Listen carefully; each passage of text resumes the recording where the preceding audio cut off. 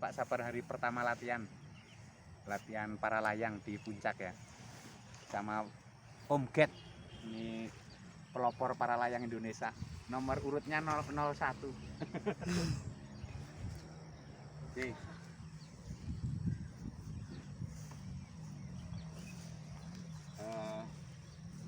Selamat pagi, jadi kita akan mulai latihan.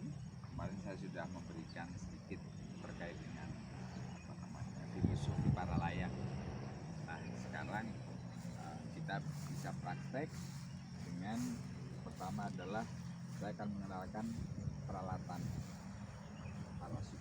Jadi pengetahuan tentang alat ini menjadi salah satu hal yang penting agar kita mengetahui bagian-bagian parasut yang harus kita kenal, sehingga kalau kita menyebut buka ini, buka itu, tarik ini, itu kita tahu ya. Nah, ini parasut para layang terdiri dari parasutnya dan harness. Nah, kalau harness di situ fungsinya adalah sebagai tempat duduk penerbang. Nah, kemudian kalau parasutnya ya terdiri dari dua permukaan ya. Ini permukaan bawah yang kelihatan tadinya permukaan bawah, yang sini adalah permukaan atas. Ini lower layer atau upper layer. Nah, kemudian itu dari sudut atas bawah vertikal. Kemudian di belakang, ini depan. Yang sisi belakang ya, kita sebut sisi belakang parasut, ini sisi depan parasut. Sisi belakang itu disebut trailing edge ya. Kalau sisi depan kita sebut leading edge. Nah, sisi trailing edge itu dijahit ya, ketutup. Jadi kalau udara masuk ke dalam leading edge ini, kemudian dia terjebak di dalam. Kalau angin masuk ke dalam, terjebak, kemudian menjadi sebuah tekanan yang akan terjaga. Jadi ini leading edge, ini sel ya. Setiap sel setiap sel itu ada namanya rusuk atau ribs ya. Ribs, rusuk atau ribs.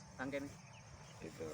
Nah, terus setiap di rib ini ada lubang-lubangnya. Ini ada lubang-lubangnya. Fungsi lubang-lubang yang ada di ribs itu adalah untuk menyebar luaskan tekanan yang ada di dalam parasut. Jadi kalau misalnya ada parasut ngelipat, kemudian dia dipumping, tekanannya akan menyebar dan dia akan mengembangkan. Kalau tertutup ya nanti nggak bisa terhubung, jadi bagus. Performanya menjadi tidak sesuai. Ya. Nah, ini leading edge ya. Ada ribs, rusuknya. Rusuk ini fungsinya adalah untuk menjaga bentuk parasutnya, menjaga aerofoil parasutnya agar bisa terjaga sehingga dia membentuk seperti sayap parasut. Kemudian talinya, tali ini ya, dari sisi depan ini disebut tali A ya. Ini kan ada nih urutan, ini tali A, kemudian yang ini tali B, terus ini tali C. Ini nih, tali C, ini tali D. Ya, tali D. Jadi itu standar tuh, biasanya parasut itu selalu mempunyai tali A, B, C, dan D. Dan yang paling belakang yang ada dicantolkan di trailing edge ini disebut tali kemudi. Fungsinya untuk mengemudikan. Oke. Kemudian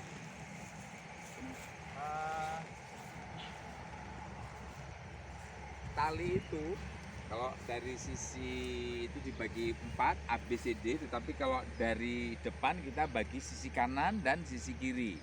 Ini seimbang lah, sisi kanan dan sisi kiri.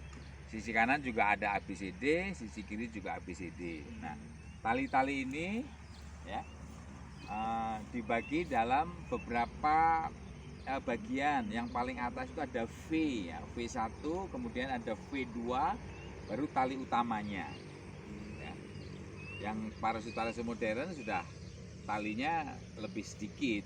Kalau yang saya dulu pakai talinya itu dari parasut langsung ke bawah, jadi banyak banget. Gitu. Banyak katen klawer. Nah ya, ini kan jadi di sini satu aja kan? Satu, ya, Di situ padahal ada 1, 2, 3, 4. Iya, Nah iya. dulu satu tali yang sekarang, dulu itu ada Langsung 4 tali, jadi banyak. Ribet. Ya terlalu berat. Oke. Kemudian tali-tali ini dihubungkan dengan apa yang disebut apa? Namanya apa? Riser. Ya, ingat ya, riser. Riser, riser A, riser B, riser C. Nah, tadi ada tali C sama D kan? Nah, biasanya tali C sama D itu dihubungkan di satu riser yang disebut riser C. Nah, ini digabung jadi satu. Nah, di riser ini kalau bahasa Indonesianya saya menyebut tambat. Riser itu atau tambat. Kemudian ada tali kemudi, ya, ada tali kemudi. Ini tali kemudi yang ada di trailing edge itu, ada tali kemudi, ya. Sepanjang trailing edge itu dibagi dua juga, tali kemudi kiri, tali kemudi kanan. Kemudian dihubungkan dengan disebut toggle, toggle atau pegangan tali kemudi, ya, pegangan tali kemudi. Riser atau tambat ini dihubungkan dengan harness di apa namanya karabiner, ya, dihubungkan di harness melalui karabiner. Jadi karabiner ini adalah konektor antara harness dan riser. Nah, sementara di antara riser dan tali juga ada konektornya yang kita sebut MR atau Mayong Rapid, ya, karabiner kecil yang fungsinya adalah untuk memegang tali-tali agar terhubung dengan riser MR. Nah, ini harus selalu diperiksa, ini semua harus selalu diperiksa untuk apa namanya keutuhannya, jangan sampai ininya kendor, ya. Ini, kalau ini kendor, nah, talinya lepas, makanya Anda diikat lagi kan biar nggak lepas. Antisipasi. Ya, kemudian harnessnya, ini harusnya sebagai tempat duduk nih, sebagai tempat duduk kita yang berfungsi untuk menggantung, ya, tempat duduk sekaligus untuk safety. Nah, ini di belakang ini ada foam yang berfungsi sebagai bantalan kalau kita terjatuh duduk. Ya, terjatuh duduk itu ya nggak boleh terlalu keras. Kalau terlalu keras mereka juga impactnya juga keras, sehingga ini hanya membantu untuk mengurangi benturan, menjadi absorber, ya, shockbreaker lah, atau biar empuk gitu. Jadi kalau kita jatuh terduduk sedikit gitu masih ada empuk-empuknya gitu, ya. Nah, ini nggak pernah dibuka ya belakang itu? apanya? Oh, enggak Nggak pernah dibuka.